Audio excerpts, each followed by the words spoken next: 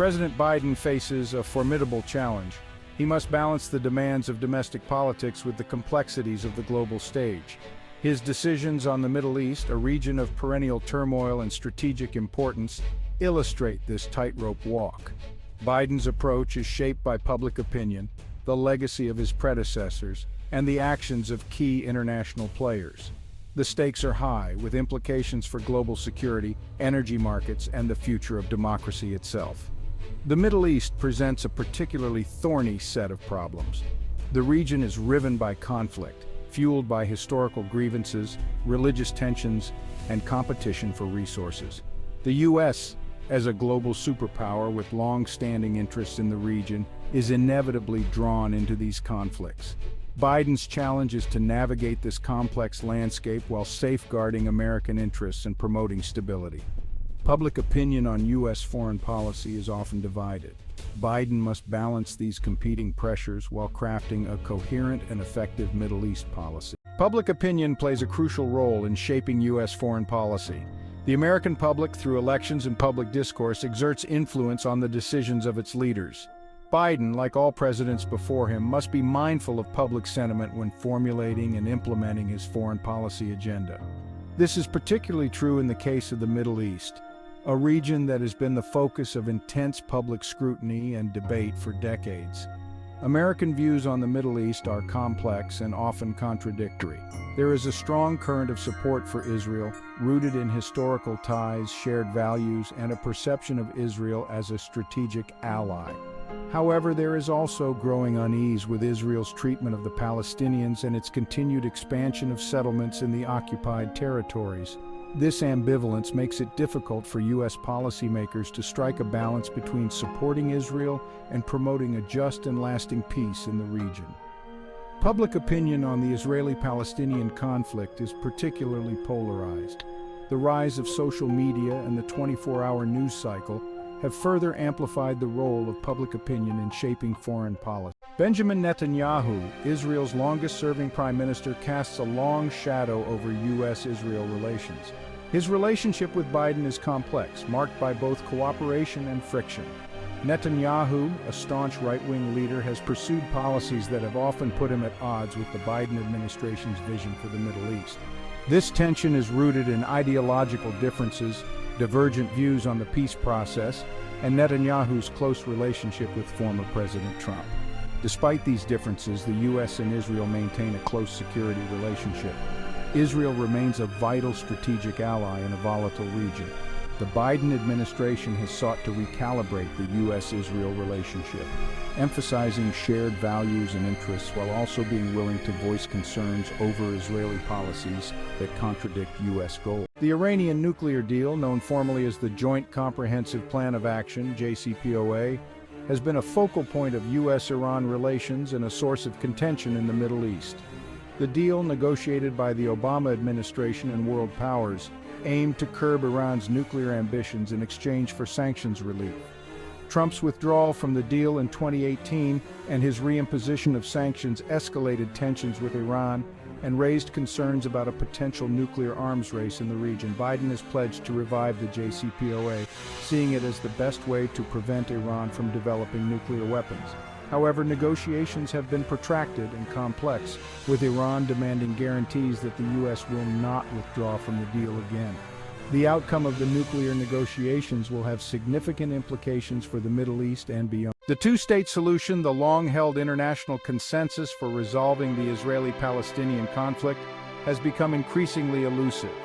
The vision of two states, Israel and Palestine, living side by side in peace and security, is fading as Israeli settlements continue to expand in the occupied West Bank, fragmenting the territory and making a contiguous and viable Palestinian state increasingly difficult to achieve. The Biden administration has reaffirmed its commitment to a two-state solution, but it has so far taken limited concrete steps to advance it. The administration has resumed aid to the Palestinians that was cut off by the Trump administration and has reopened the U.S. consulate in Jerusalem, which served as a de facto embassy to the Palestinians. However, it has not reversed other Trump-era policies, such as the closure of the PLO mission in Washington and the recognition of Jerusalem as Israel's capital. The Israeli government, led by Naftali Bennett's coalition government and now by Netanyahu again, has shown little interest in reviving the peace process. The Biden administration faces the challenge of engaging with an Israeli government that is not committed to the two-state solution, which the U.S. views as the only viable path to a just and lasting peace. The Abraham Accords, a series of normalization agreements between Israel and several Arab states, were hailed by the Trump administration as a historic breakthrough in Middle East peacemaking.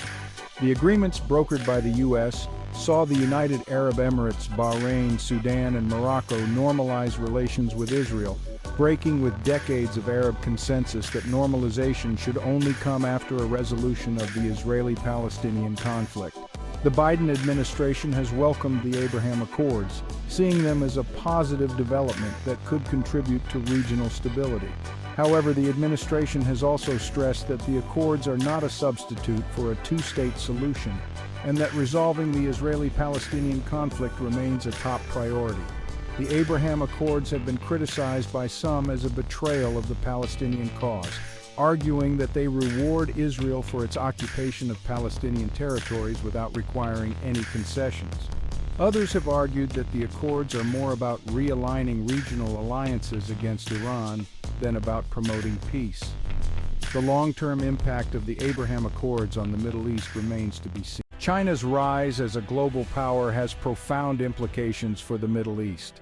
China's growing economic and military might, coupled with its pursuit of a more assertive foreign policy, is reshaping the geopolitical landscape of the region. China's growing influence in the Middle East is challenging the traditional dominance of the U.S. and forcing regional actors to recalibrate their alliances and strategies.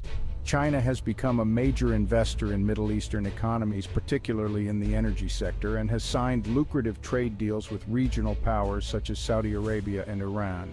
China's growing presence in the Middle East has raised concerns in Washington. The U.S. sees China's growing influence as a threat to its own interests and is wary of China's efforts to build military bases and secure access to strategic ports in the region. The competition between the U.S. and China in the Middle East is likely to intensify in the coming years. The Russia-Ukraine war has sent shockwaves through the Middle East, upending long-held assumptions about regional security and creating new opportunities and challenges for regional actors. The war has exposed the limits of U.S. power and emboldened regional powers such as Iran and Saudi Arabia to pursue more independent foreign policies. The conflict has also highlighted the growing importance of energy security and the strategic significance of the Middle East as a major energy producer. The war has put many Middle Eastern countries in a difficult position. On the one hand, they are dependent on the U.S. for security and are wary of alienating Washington by siding with Russia. On the other hand, they have economic ties with Russia and are reluctant to jeopardize those relationships by supporting sanctions against Moscow. This has led many Middle Eastern countries to adopt a neutral stance on the conflict, calling for a peaceful resolution while refraining from condemning Russia's actions. The war has also exacerbated existing tensions in the region. The conflict has accelerated the trend of regional realignment as Middle Eastern countries seek to diversify their partnerships and reduce their dependence on the U.S. The global energy crisis, triggered by the Russia-Ukraine war and exacerbated by supply chain disruptions and the post-pandemic economic recovery, has presented the Biden administration with a major challenge. The crisis has forced the administration to balance its commitment to addressing climate change with the need to ensure energy security at home and abroad. The Biden administration has made climate change a top priority, rejoining the Paris Agreement and setting ambitious goals for reducing greenhouse gas emissions. However, the energy crisis has forced the administration to take steps that run counter to its climate goals, such as releasing oil from the Strategic Petroleum Reserve and urging domestic oil producers to increase production. The energy crisis has also highlighted the importance of energy security. The Biden administration has sought to address this vulnerability by diversifying energy sources, investing in renewable energy, and strengthening partnerships with reliable energy producers. The administration's success in navigating this complex landscape will have significant implications for the U.S. economy, national security, and the global fight against climate change. The Biden administration's approach to the Middle East has been marked by a desire to shift U.S. foreign policy away from the militarism and interventionism that characterized the previous 2 decades. Biden has pledged to end the forever wars in Iraq and Afghanistan, to prioritize diplomacy over military force, and to focus on addressing the root causes of conflict such as poverty, inequality, and political repression. However, the administration has also made it clear that the U.S. will not hesitate to use military force when necessary to protect its interests. The Biden administration's approach to the Middle East faces a number of challenges. The region remains volatile and unpredictable, with ongoing conflicts in Syria, Yemen, and Libya, and the ever-present threat of terrorism. The U.S. also faces competition from other major powers such as China and Russia, who are seeking to expand their influence in the region. Despite these challenges, there are also opportunities for the U.S. to play a constructive role in the Middle East. By pursuing a strategy that combines diplomacy, development, and a willingness to use military force as a last resort, the U.S. can play a constructive role in shaping the future of the Middle East. President Biden's handling of the Middle East will undoubtedly be a defining aspect of his presidency and legacy on the world stage. His administration's approach, characterized by a blend of cautious diplomacy, strategic partnerships, and a recognition of shifting global power dynamics, reflects the complex realities of the 21st century. The Middle East, a region of enduring geopolitical significance, continues to demand the attention of global leaders, and Biden's decisions will have far-reaching consequences. The U.S. remains a key player in the Middle East, but its influence is waning as other powers, notably China, increase their footprint. The days of unilateral U.S. action are fading, replaced by a multipolar world where cooperation and strategic alliances are paramount. Biden's challenge is to navigate this shifting landscape while safeguarding American interests and promoting stability in a region prone to volatility. Only time will tell if his emphasis on diplomacy and multilateralism will yield a more stable and prosperous Middle East, or if the region will remain mired in conflict and instability.